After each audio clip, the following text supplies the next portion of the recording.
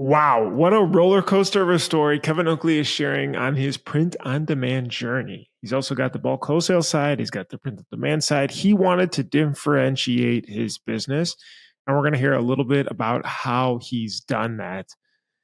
But we've got a couple incredible sponsors that always help us put this show on. First up, Multicraft Daddy, multicraft_daddy. Open up your Instagram app, send him a DM.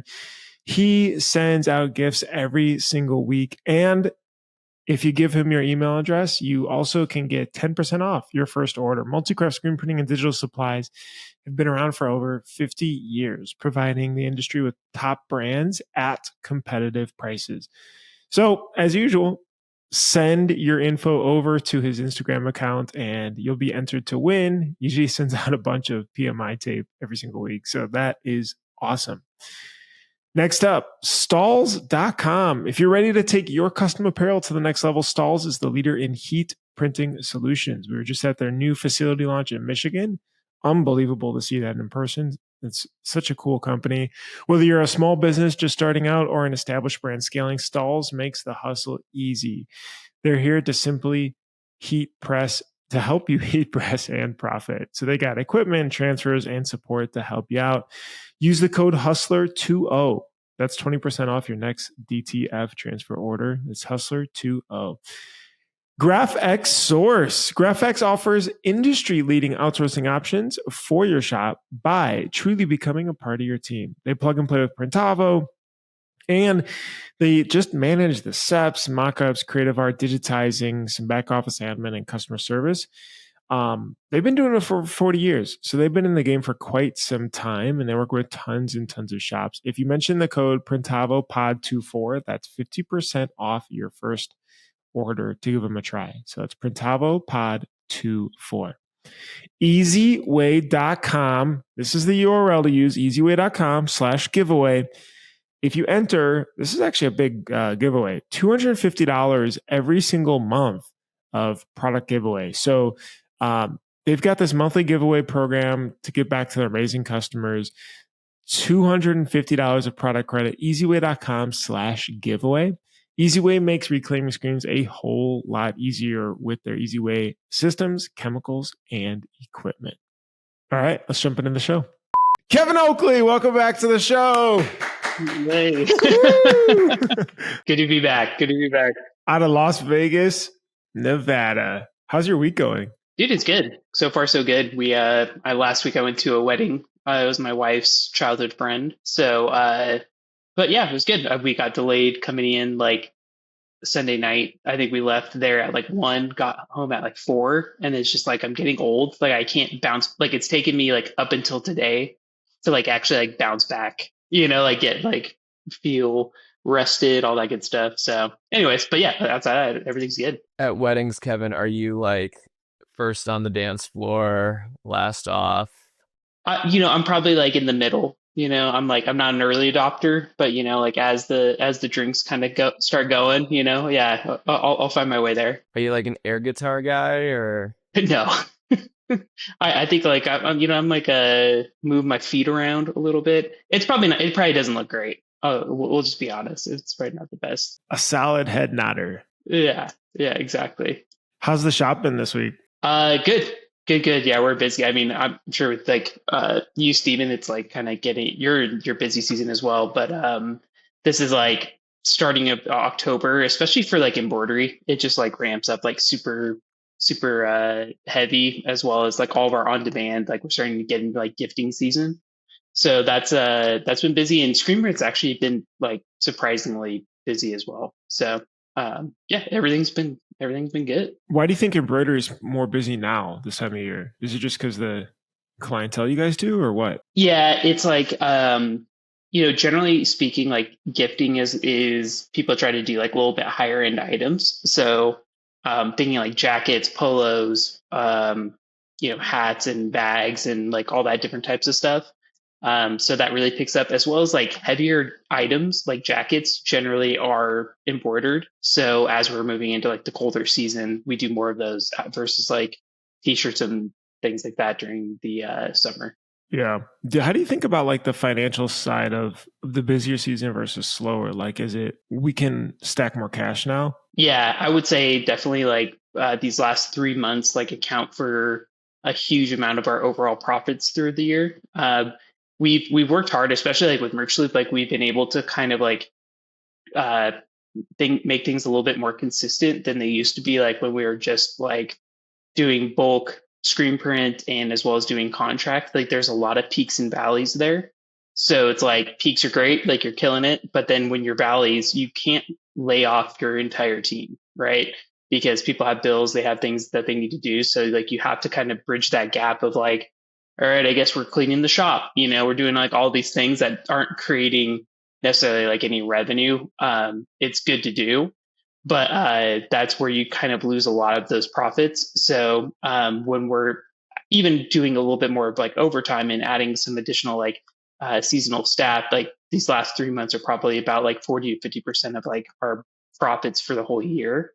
And then like the thing about it is then you go into quarter 1 next year where that's probably like the worst quarter for our profits, just historically speaking. So it's kind of like we're like like squirreling away like all of our nuts like right now, and then kind of try to ride that out through at least like February, and then February it starts to like pick back up and get a little bit better. But we just definitely don't want to like be laying off too much of our staff, and then obviously you have salary people who are uh, getting paid regardless, right? So Kevin, you post on LinkedIn. You're a great LinkedIn follow. You're very consistent, very entertaining. Oh, really? I didn't know that. Yeah. And so you posted last couple weeks ago, about 18 months ago, we made a bold decision to pivot Merch Loop from a traditional print-on-demand platform into a done-for-you swag store platform. And now you have launched over 2,000 company stores, 100 new stores just in the last week. Holy shit. All print-on-demand. Walk us through this. I think people listening to this are going to stop and be like, what?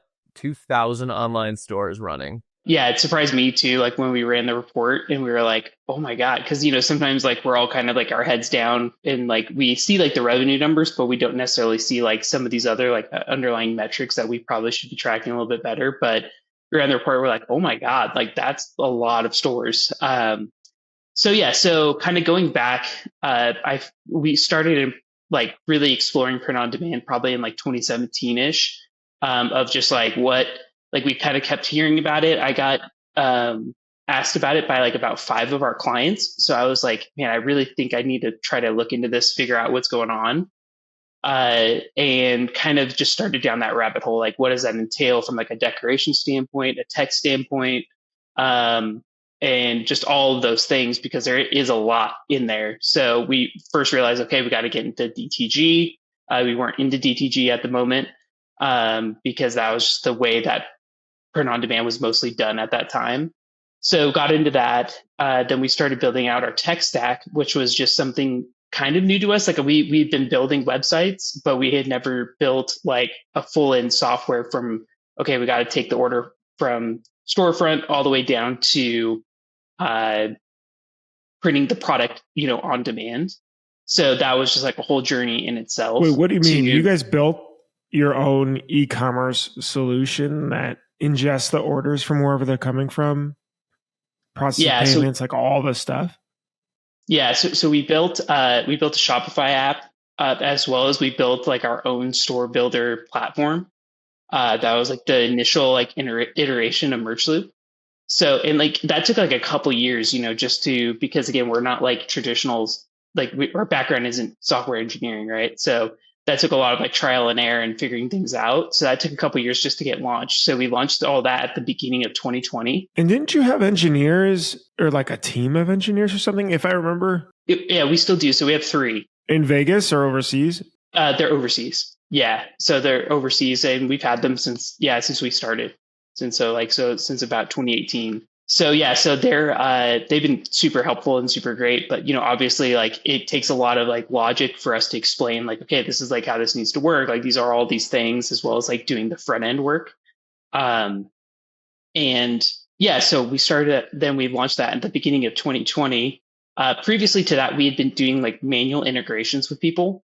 So just doing like just straight API connections. But we didn't have like a necessarily like a front end, like thing like a Printful or a Printify, something like that, where you could just drop in your logo, build the product, do all those things. So that's what we built.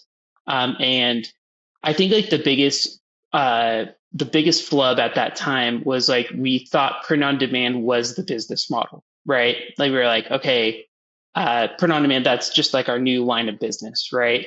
But it's just like saying going into business and being like screen printing is my business. It's like, well, no, not necessarily. Like we're selling products, right? Like, and it's a way to produce products to sell like logos onto them. So I think that was like our biggest like mistake, and also another mistake of just like the hubris to be like, oh yeah, we're going to compete on the Shopify marketplace with Printful and Printify, who've been doing it since like 2015, 2016, had been pretty established, right? So there was just like a lot of learning just moving into that space and we invested like a lot of time and a lot of money into that to where we're like, okay, well, like, let's just kind of keep going. How much money do you think you put into the engineering, not little on the time, up until that point? Probably up until 2020, I'd say probably like 350 to 400,000 spent just to get to that point. Because like thinking back to that time, like, I mean, even just think right now, right? Like let's just say if anybody who's listening or Steven, like if you're like, okay, I want to get into print on demand right now, there's like a few options to choose from, right? Like you could maybe go to Fulfill Engine or one of these like off the shelf things. At that time, there was like nothing. There was really like, there was links that you could work with, but that was really just like or Smake or one of those kind of old fashioned. Exactly, but those were really just like work like order management on the floor, right? There was no WMS. I think maybe Smake had WMS eventually, but yeah, like links didn't have WMS, so like we also had to like completely overhaul our ERP system, right? So to allow for us to like call into our WMS and do like all of these things. So there was just like a ton of like ground level like infrastructure rework that we had to do, because at that time when we started, we were on Shopworks, and that's like built on FileMaker. So we ran into just like a host of like problems of like, oh, we can't. Dude, you're like pushing uphill hard. Hard, yeah. So we're like we're trying to get features built. We're trying to like get calls made into it, and we're like, all right, this just is not it. We have to go to like, so we moved to Impress because it's just realistically at the end of the day, it was just because it was built on like a SQL server. So it was like SQL based system to where like, okay, well, we could build around that, like we could build tables to like talk to each other essentially. And my partner Shane could go into he could talk for days about all this stuff, but and like to understand it between the lines, it sounds like because for the background, Stoked on Printing is a business you and Shane started. That's like the bulk kind of traditional wholesale screen printing embroidery side. And the thought was, okay, the industry's pivoting to print on demand. We need to develop this to be first, or, just to meet our customers' needs better, right? Exactly. Yeah. So like with like Stoked, like we historically, like most of our volume was like through contract printing, like for promotional product distributors, right? That was just like our bread and butter and like how we worked really well with them. And that's going to come up here later on in the merch loop story. But the problem was like we wanted to build our own direct line of business to our customers, just because contract is really great and it's still an important part of our business today. But like if POs don't come in today, they just don't come in, right? It's like really hard to like forecast and plan and do all those things when you're just like super reliant on a third party to produce orders for you. So we'd always historically really wanted our own channel that we could just create our own demand, right? So that we didn't have to be so reliant on a third party contract customer. But it was just like, it's just really hard. Like when you're just like, hey, I produce bulk products, right? Like to new customers are like, yeah, like you and, a ton of other people, to where it's like, you have to have like a unique identifier or a unique like value proposition to come to customers with, for them to even like entertain you. Right. So you could get, a lot of people compete on price, right? We see all of those. So this was the differentiator for you guys. This was like, our thought was like, this is how we will add something different to our customers, like lives, or like their ecosystem, that we could then also, translate that into some bulk as well, right? So it wasn't just going to be the whole thing. But you really thought like, I'm going to be the next Printful. At the beginning, yeah. Like I think just, Isn't that interesting where you're like, okay, we're going to go down this path. We're ready to invest hundreds and thousands of dollars.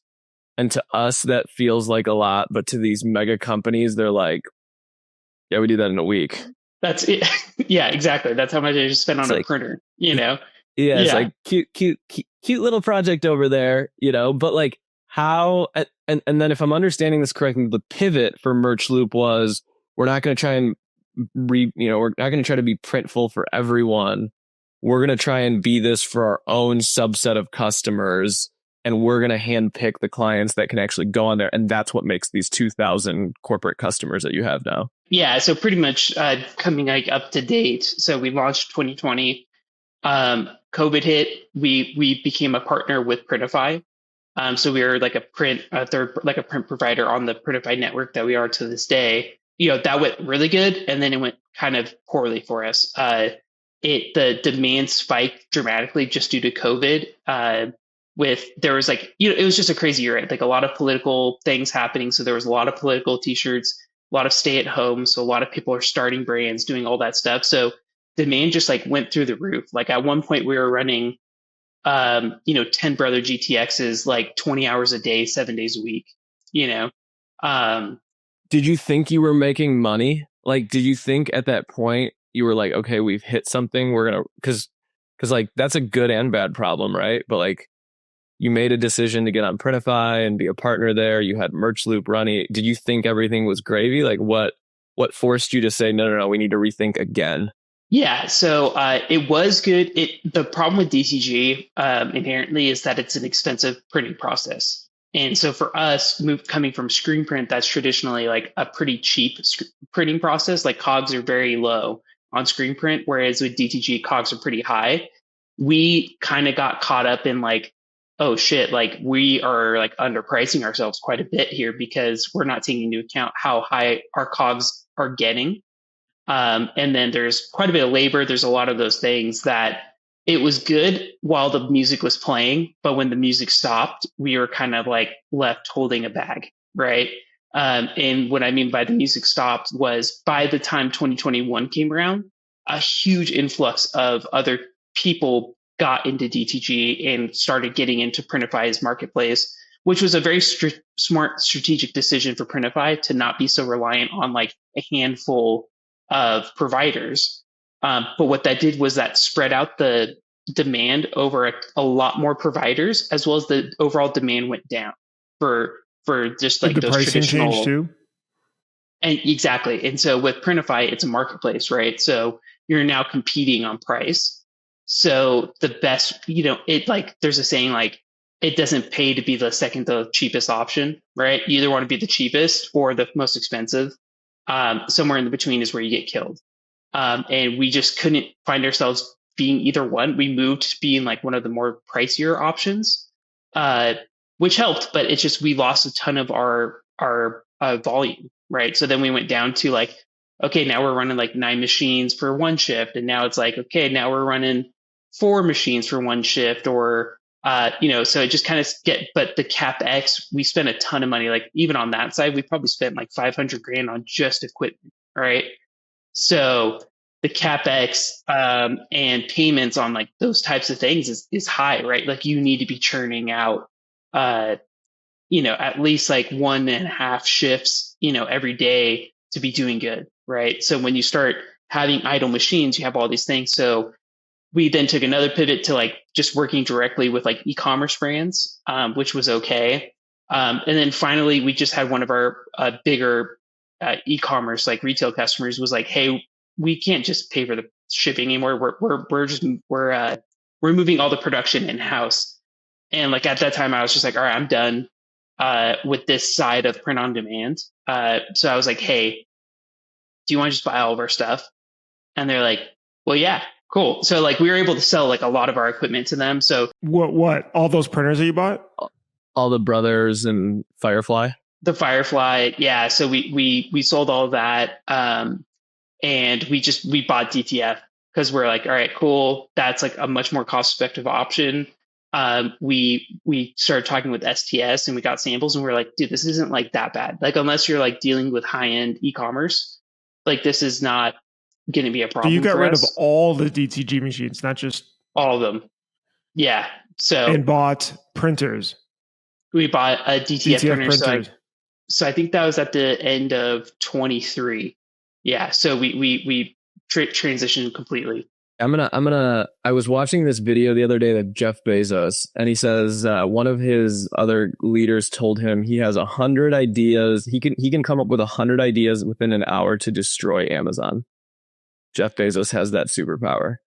And I just like watched it over and over again of like, he has so many ideas he could destroy his company. It sounds like over the past 5-7 years on your journey, you guys have made some really hard, intense, like these are intense decisions. Rip out Shopworks and put in Impress. You know, we're going to pivot from building this and we're going to go do that. We're going to, we're going to just focus on these company stores. And there's other things you have done. You know, you brought in leadership, you've restructured your facility. How is the decision-making process for you and Shane? Because those could have been catastrophic and you're still here today. But the thing is, the one thing to note is that those decisions were the correct ones, even hindsight at the time. It's just the market has changed so quickly too. You know what I mean? Yeah. Like, but talk about like the decision-making framework to take a bet and then to pull that bet back and pivot it. Like, what's that like for you and Shane? Yeah, I think it's Shane and I, like over the last year, we've done like a lot of like work on like which we could talk about later, but just like more personality tests, like how we like how our personalities like interact well. And we it just turns out like just luck of the draw, like we actually have a lot of traits that could build off of each other, right? Like we're very different, but we do intersect at like some really crucial like places where like we both can see each other's side. We could both come to an agreement. We could both like allow each other to take that decision, and like the other one we move forward with it. We don't like come back and be like, hey, I told you so. It's like we're all just trying to make the best decisions with the information we have at that time. And I think at some of those junctures, it was just like the pain became too much, right? It was like, this is just too painful. Like we cannot continue on, because it was, for Shane, he's more production side. He's like, Kevin, you got to go out and get more e-commerce people. You got to go out and get more of these things.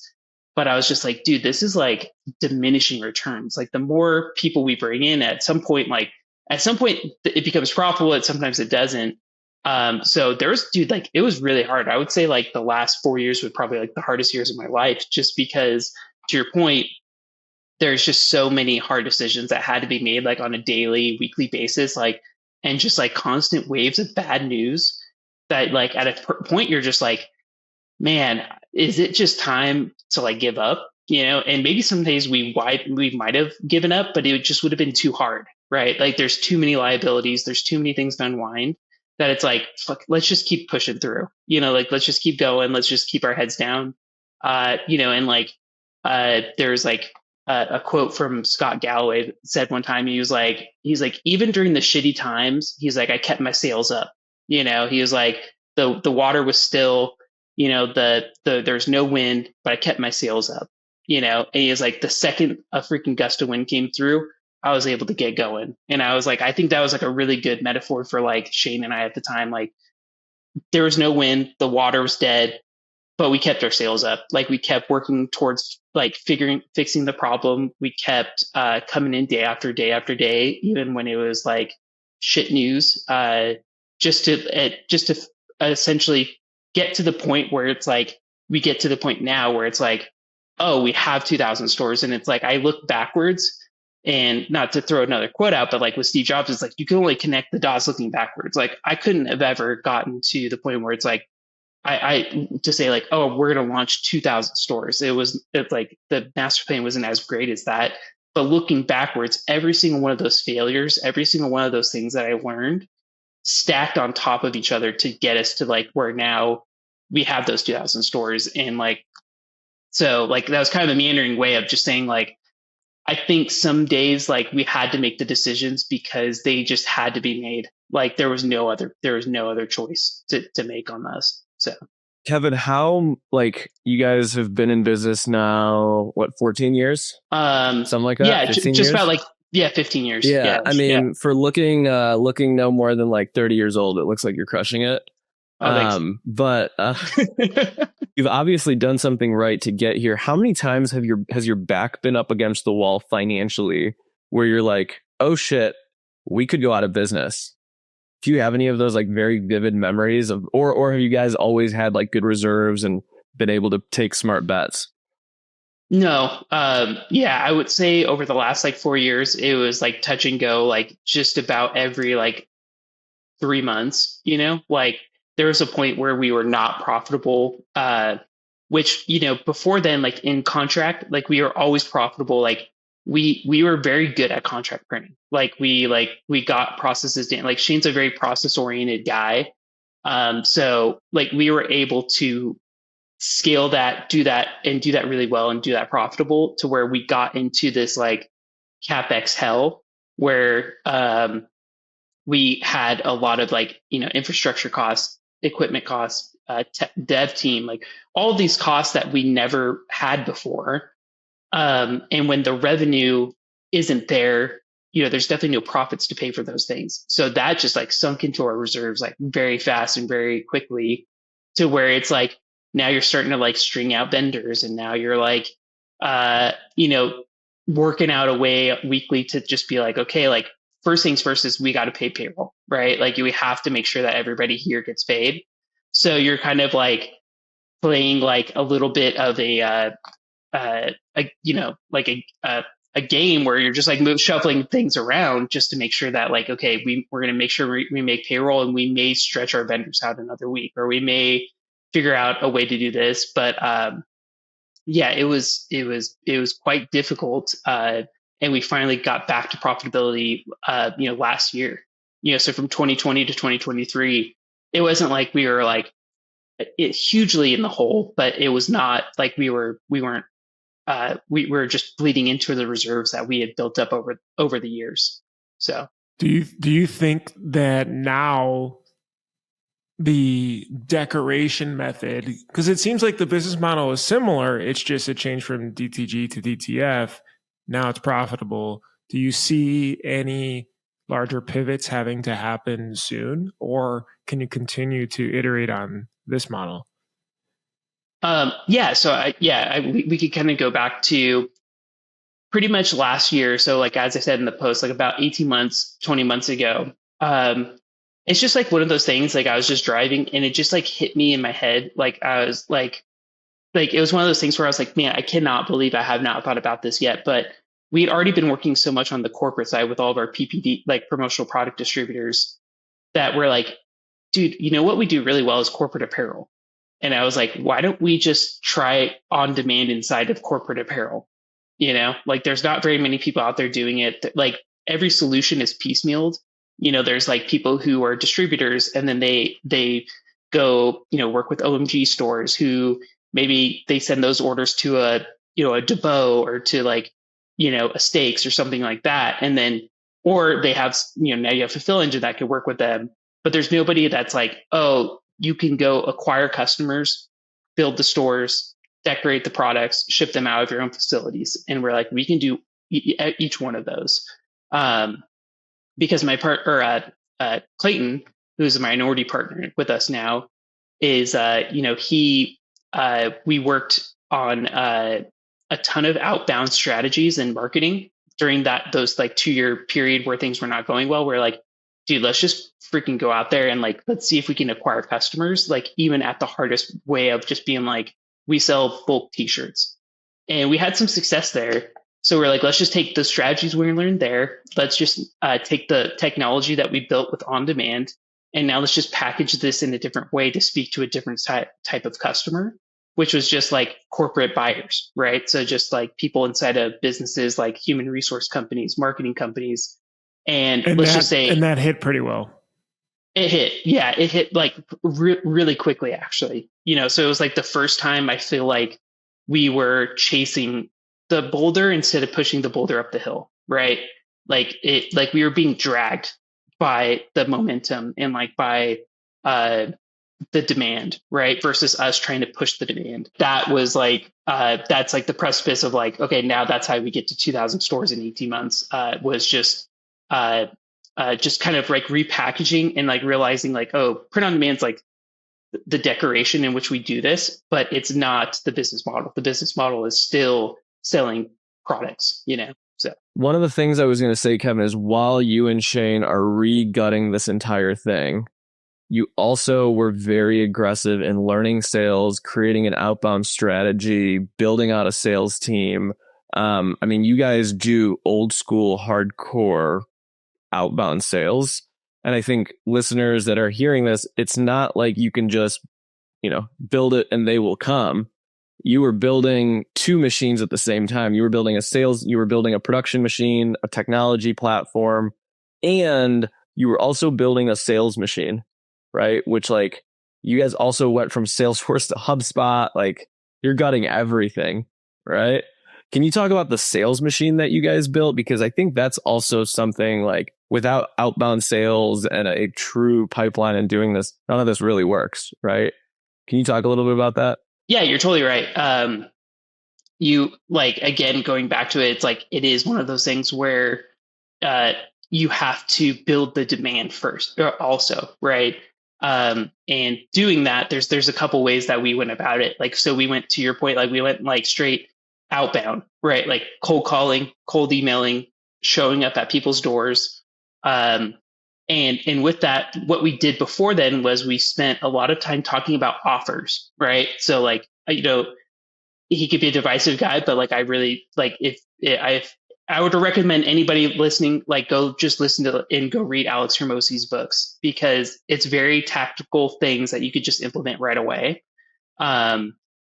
But he talks a lot about offers, right? Like, what are you going to offer somebody, right? Because I think a lot of people in this industry, we have word of mouth, we have all these things, like we have these discount offers to like, but it's like, dude, to really get somebody to want to work with you, you have to give them something, like you have to give them a taste to figure out, are they going to like working with you? Do they like your products? Are you going to do well with them? What's an example that clicked like in our space? With like, because I remember like he does the irresistible offer, so like something that it's so good. Yeah. So initially, before we were doing the stores, we did 5 free hats. So what we did was we would give customers literally 5 free hats, and what we did was we just found, I think it was like an auto cap or I don't know, something that was really cheap. We were maybe getting it for like a couple bucks, and then what we were doing is we were laser engraving patches. So it had like a value add component. But realistically, the cogs on that were really low. So it was really easy to do. So we were able to like get that cost around like, I don't know, $12, $13 of costs, that we were talking with customers. We're like, hey, like we'll give you 5 free hats to give us a shot. And people were like, okay, cool. But with that, then we had follow up things of like, hey, here's some other offers to like follow along with that. So that like hooked them. And then we came back with some other things. So that had really good take rates. The 5 free hats was just to say, hey, create a store, or as in, hey, take a call with us, or? Yeah, exactly. Just like, hey, can you pay attention to us for a minute? So this was before the stores. So this was still like while we were just trying to sell bulk products. Yeah. I'm going to share something with you. So like I get messages in my LinkedIn every day of like software and people that want to sell us stuff. And I've been getting these messages from this guy trying to sell us NetSuite. It's like an Oracle product. I have not responded. We went to the same school. And yesterday I walk into our office, and actually this time last week I walk into our office and they're like, Steven, you and our CFO, you guys got packages, you got boxes of chocolate. And it's literally shipped to me like chocolate truffles. I was like, okay. I open it up and it's like this beautiful, it's like vacuum packed. It's got like a cooler thing on it. Like this thing was not cheap whatsoever. And it was just a note from him saying like, hey, I know we went to school together. Let me know if you're ever thinking about us. And it was like, they must have spent, I don't know, it was like $50 a package. And you think about it and you're like, Oracle and NetSuite just spent $150 for the opportunity to talk to me. And I have never responded to them. And it's just like, whoa, if that's what the big guys are doing, 5 to 3 hats is like no brainer, right? But I don't think enough of us do that. Dude, you're totally right. There's like a guy from like it's a company called Paycom. Dude, that guy's got to be at like $600 to $700 of free gifts that he sent me. Like he sent me like AirPods, he sent me Bluetooth speaker, he sent me like tons of stuff. Because there's one thing that I think that that like SaaS, all those people, what they like in services businesses, what they understand is LTV, right? So lifetime value of a customer. So they're like, hey, Steven could literally be like a $500,000 LTV client, and our gross margins are 50%. So, dude, we could spend probably like $4,000 on Steven to get him over the finish line, if that's what it takes. And I think within our business, we also can have some pretty high LTV clients, right? So some of our clients you could pick up are like, they could spend like 30, 40, $50,000 a year. And if you could keep them for 4 years, like that's a pretty substantial amount of revenue. Like you should be thinking about, hey, I should be like, I'm willing to spend $150 to get this customer, if you could segment out those people correctly. So Was there something else also from the Hormozi books that helped you guys on the sales or outbound end? Yeah. I think just demystifying everything and it just being action based. Like it's something I talked with Kevin Baumgart like quite a bit, but it's just like, input equals output, right? And you're going to need a lot of input to get an output. So if you want like 3 new customers, like you may have to go out and talk to 1,000 new people, right? Just to find 3, and that could be even like a small rate. That could be even like a great ratio to have, and I think before I thought about it very preciously about like reaching out to leads and like list building and like all this stuff. And it's like, dude, like, do not get precious about it. Come and do the task, and do the output. So like we set up like a system where it's like on Monday, we cold call 100 people. On Tuesday, we follow up with all those people on an email. And then we also build a list for the next day to go out and physically go like talk to people. And you can automate a lot of this too. Like you can build out email workflows and stuff, but there is something when you have like a list of really high value targets to be very personal, like Steven, like the fact that I was like, hey, Steven, we went to school together. Here's these box of chocolates. Like that just made it more personable for Steven. And it's like, so there's like a lot of those things that you really want to have that personal touch if it's a high value person, but you should also have like a spray and pray strategy. So that could be, email campaigns, that could be Meta ads, that could be Google ads, that could be Reddit ads that are just constantly churning and spraying out your name to people. Because something I also took from Alex Hormozi is like, dude, nobody knows who you are. Like as much as we live in our own worlds and as much as we live in our own businesses and we know our own businesses, the general public does not know who you are. There's 8 billion people out there. Like if you have 100 customers, like that's nothing, so it's like you can just taking that into account, like it just makes it a numbers game. It's just like, if I just get in front of these many people, I'm going to get my outcome, but the hard thing is just the taking rejection, taking people being upset at you, like for calling them or going into their business or emailing them, those types of things. Like you just have to build the muscle just to get over that. And like, it's just a numbers game. Kevin, I was filling out the inquiry form and it forwarded, or it was like, check out the pricing or whatever. And so I just wanted to share this because I thought it was kind of interesting. So, there's like a free plan, $200, $199, $499, $1,000 a month or so, and they include different amounts of functionality. How does this do you find that something like this works well with your customer base, or how did you come up with this? Yeah, for sure. So now kind of going back to, creating an irresistible offer for stores. Like we went back to the drawing board with this customer base and we're like, man, wouldn't it be cool if we could just offer people a free store? Like no strings attached. It works well. You could do embroidery. You could have digital products or printed products, UV products, hard goods, all those types of things. And like, they just don't have to pay for it.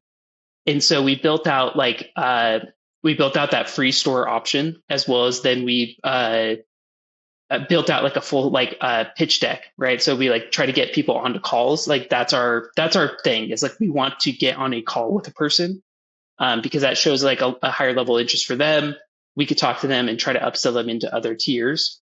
But at the end of the day, like our main focus is to sell product, right? So we wanted to make sure that free store is still kick-ass, like it still works really well.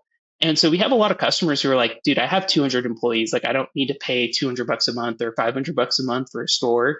Like you're offering me 20 products. That works totally fine for us. And we're like, cool, because they, 200 employees, they're on average probably spending $50 a year on them.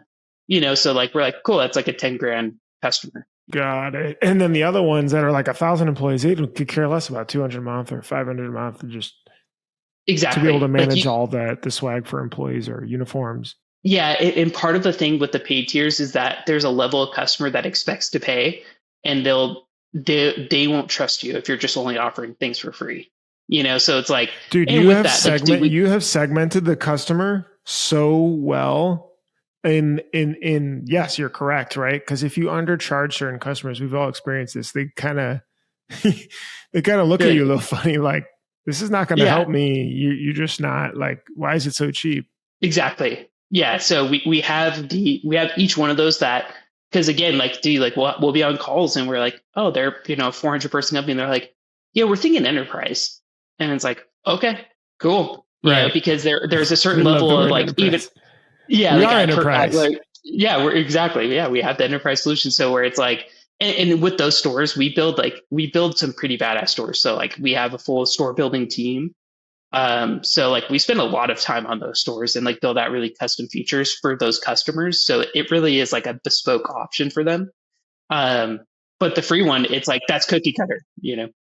The cool part about it is if they're willing to pay you $1,000 a month for at least 12 months. Right? That's $12,000 of subscription revenue that can go to covering your staff to actually build this out. And so if they don't even hit thresholds, you're like, okay, we're just a hosting website. You're like GoDaddy. Exactly. At that point, and there's exactly. So like that's the nice thing about that, because it's like with the free one, we have that down. Like we have the process. Like we're rebuilding. Going back to always like gutting things, we're actually like completely overhauling like our store building process by the end of this year.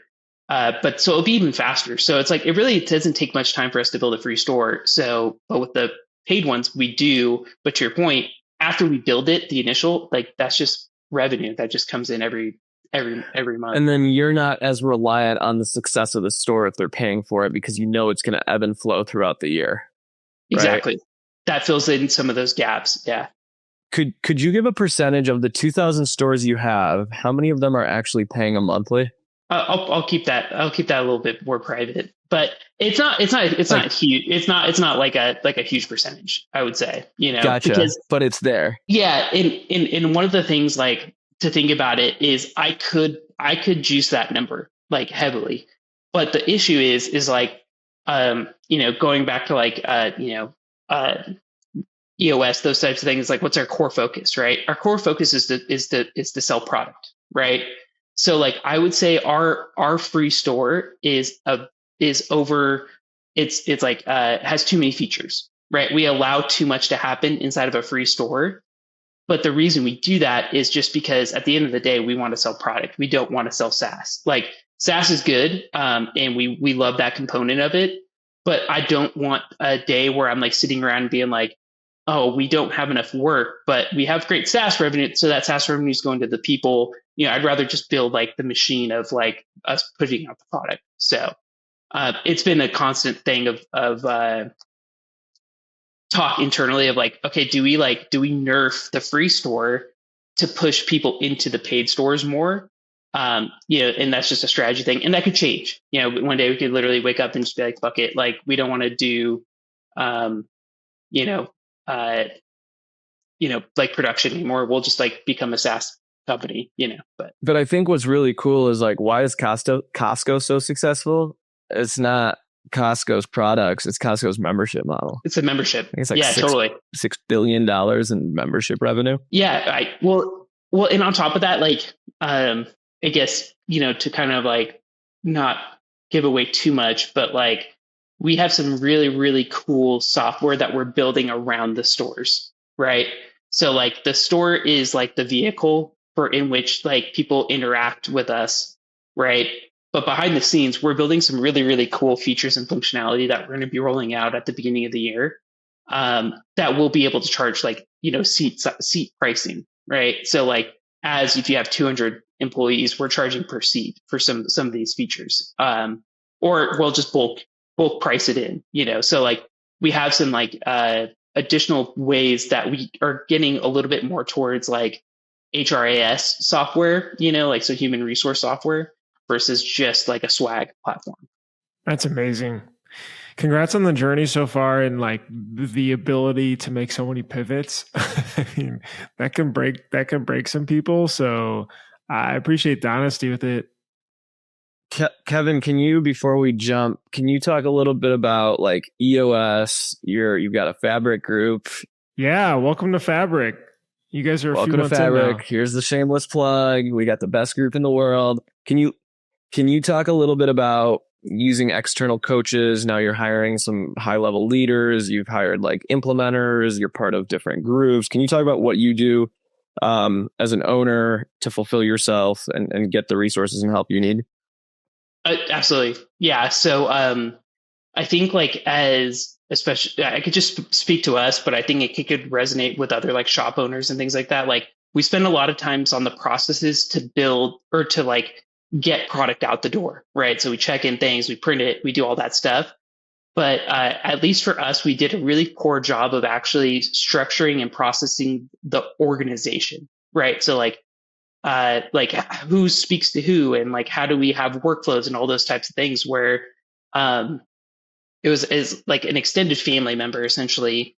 We were talking with him about doing some business and things like that, and he's like, yeah, I'm like also like an EOS implementer. And we're like, I read the book, but it didn't hit for me at the time. I was like, we should revisit that. And he was like, yeah. And he was like, if you want to hire me, I could come and implement, and like, we could see if this is the right fit. Which was like probably one of the best decisions we've ever made, because now like he was like, send me your org chart. And we're like, sure. And it was literally like Shane and I at the top. And then like it was hilariously wide. Like you had to have like an ultra wide monitor to like get everything on the one screen. He was like, we'll fix this. And so went through the process of implementing that. We started that. We actually rolled everything out August 1st. So it's been different, but like, I'll just give you an example. We hired somebody, and within a couple months, we were able to flesh them out that they just weren't the right seat. Great person. Like I don't regret like hiring them as like from a personality standpoint, but they just weren't right for the seat. And we would have never gotten there that fast without EOS. So super helpful on there, and then going to like Fabric, like I just think we can live in our own heads, and like we can live in our own like worlds, that it's like we think some of these things that are happening to us are unique, but then once you get into a group with like-minded people or people going through, especially with Fabric just being so focused around our industry, you start to see like, oh, they're going through the same thing as I am, and like then they kind of talk about how they got through it, and like again with like Michael, who's our who runs those meetings, from an EOS perspective, like he's just so good at like, hey, let's dive into that. Or like, let's figure that out. Or who in this room has had that problem? And then there's like 2 or 3 people who raise their hand, and you get like two or three different perspectives on like how to solve that problem. And somewhere in there between your experience and their experience, like you're able to kind of like come to some pretty good resolutions like that you can really only get if you're going to like ISS or a trade show and you're like talking shop with people, so it's like a really nice way to like do that on like a monthly basis, but then also being in, the Slack channels, like seeing what people are working on and being able to provide value to them as well as getting value from other people. Kevin asked about digitizers last week. I did. I did. We knew it was gonna hit. I was like, "Wow, Kevin's asking about digitizers. Something must be up." No, it's cool. We're having a good time. This is great. No, for sure. Yeah, and again, that's like one of those things because it's like you obviously see we all get the calls. We all get and I'm like, man, one of these people who's calling is probably actually pretty good. Like, but I don't want to flesh that out. Like, I want to know like who's people are using and what are you paying. So.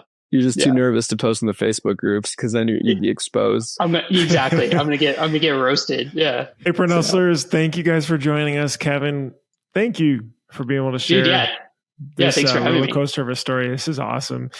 We'll see you guys on the next episode. We'll see you guys at what else? Long Beach, I guess. That would probably be the next event. So thanks again for listening to this week's episode of the Print Hustlers podcast. See you in the next one. Thanks so much for listening. Hopefully that was informative. Don't forget to subscribe. Don't forget to like. Don't forget to hit the bell for notifications if you enjoyed this video. If you enjoy all the stuff we're putting out, it's really helpful. We love to just be able to see it. That means that we're doing a good job. To subscribe, hit the bell for notifications, and hit the like button. And I'll see you in the next episode. Bye.